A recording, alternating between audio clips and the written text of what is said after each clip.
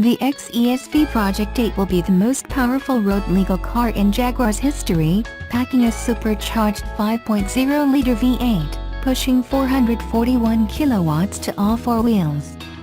All that power is being transferred via a specially tuned version of the 8-speed ZF Auto, which features an all-XE variants.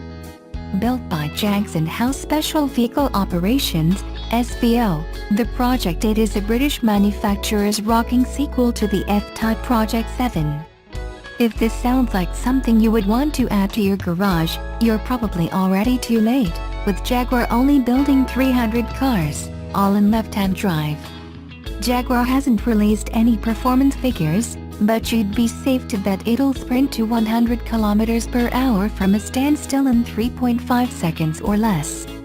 The four-door brawler is angled directly battling the Porsche 911 GT3 and BMW M4 GTS. The car has been tested and developed on the Nurburgring, with our spy photographers snapping pics of the car just days ahead of its reveal. Dynamic changes over the standard XE are likely to consist of beefed-up brakes, more focused suspension, a faster steering rack, wider tires, and stickier rubber. Oh, and that huge wing hoisted atop the boot. The Project 8 also receives visual tweaks with flared arches and more aggressive bumper treatments. It's also likely the Project 8 will have gone on a diet, ditching kilos compared to its less powerful brothers. More power and less weight is a tried and true recipe. The car will be revealed at the Goodwood Festival of Speed, 29/6–February 7, 2017, and is rumored to be making a run up Lord March's famed driveway. Something has been going on in the streets of Carlton. Maybe you noticed it while rushing to catch a movie at Cinema Nova or after polishing off a slice of cake in Burnetti.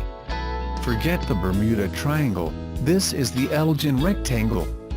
The mystery began a few months ago, when people parking in the area realized something weird was happening. The remote control on the car keys had stopped working. Visitors to Carlton would spend chunks of time waiting for the beep, flash or clunk to signify their chariot had been successfully protected. No luck. Was it dodgy batteries? The negligent was doing a nice business out of it. But no, drive around the corner and the electronics would start working again. The enigma seemed to be focused in one small pocket, Elgin Street between Drummond Street and Ligon Street. Nothing as serious as ships disappearing into thin air, but still pretty eerie. What could be causing this disturbance? Events of a couple of weeks ago really kicked off the theories. A patient at Carlton Dental walked into the reception to say that his car wouldn't start. After 3 hours the car had to be towed away to a mechanic. When it arrived, they found nothing wrong with it. It had to be linked to the keys. Perhaps it was caused by the mobile phone towers on top of the shopping center across the road. Or maybe an enterprising thief was jamming the signal of the keys as part of a break-in spree. A more scandalously inclined theorist suggested it might be police listening in on a bunch of mafiosi plotting a drug deal.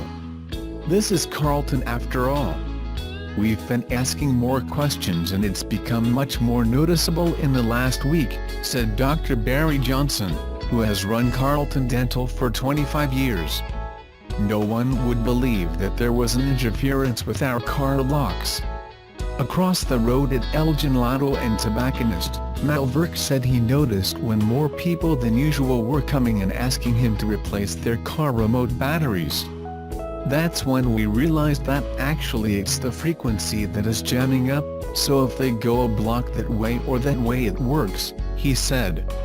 Mark Johns, at Elgin Printing, said he noticed the rise in car alarms going off.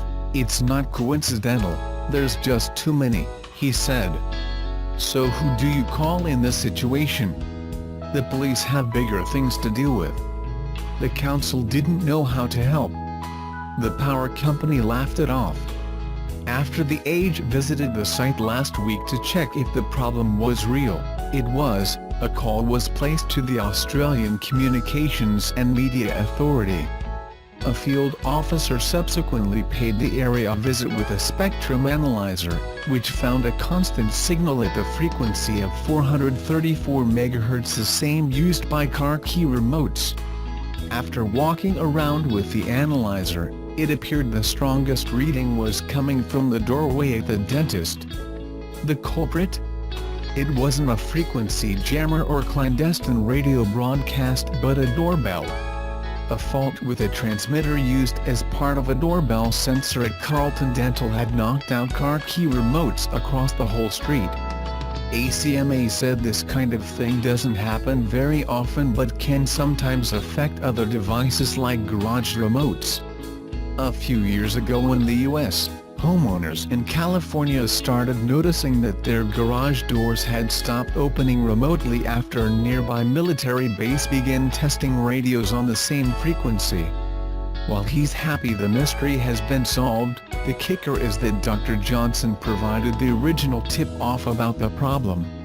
"It's us of all people," he said. "I knew something around the area must have been causing the problem but I had no idea it was ours. Now it's up to me to fix it." There's an updated version of one of Australia's consistently best-selling models coming soon, the Subaru Outback. Due in Australia soon, the updated model has just been launched in the US, and that gives us a glimpse of some of the changes we can expect to see locally. The 2018 Subaru Outback welcomes exterior styling tweaks, front and rear, more aerodynamic headlights and wing mirrors, that are set to reduce wind noise, and better cabin sound insulation. There's also a new safety system coming to the Subaru SUV that automatically locks the doors as the vehicle drives off. It unlocks the doors when the vehicle is placed in park and driver's doors open, and automatically unlocks all doors in the event of airbag deployment. We can also expect an updated infotainment system with Apple CarPlay and Android Auto. The update though most likely won't include any significant mechanical changes, with power still coming by way of a choice of 3 Boxer engines, 2.5-liter petrol, 3.6-liter petrol and 2.0-liter diesel. We will keep you updated as further details come to hand in our Subaru Outback news section. The big new Subaru Ascent 7-seat SUV may be no closer to an Australian debut, but the company's local boss says he'd welcome it with open arms. At the Australian launch of its much smaller stablemate, the 2017 Subaru XV, Managing Director Colin Christie said the Ascent would make a fitting complement to the brand's SUV lineup here. "We're in constant conversation with Subaru about a whole series of things from a product planning point of view. The Ascent is definitely one we're talking to them about. But, at this point in time, there is no indication we'll get that product. It is definitely designed to be built in the American plant, only as a left-hand drive offering. But, if it ever became available to us, it's certainly something we'd be interested in still, even if the Ascent were to descend down under." Christie doesn't see it as a volume rival to the likes of the Toyota Kluger or Mazda CX-9. The Kluger managed 1195 sales in May, while the CX-9 found 770 homes.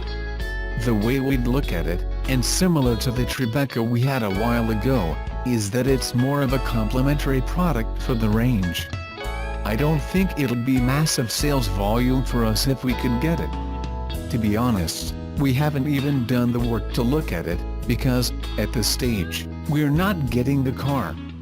In Christie's view, the Ascent would work best as a means of keeping buyers in the Subaru family as they move through a life cycle that, for some, includes upsizing to a 7-seat family hauler before downsizing again into the empty nester phase.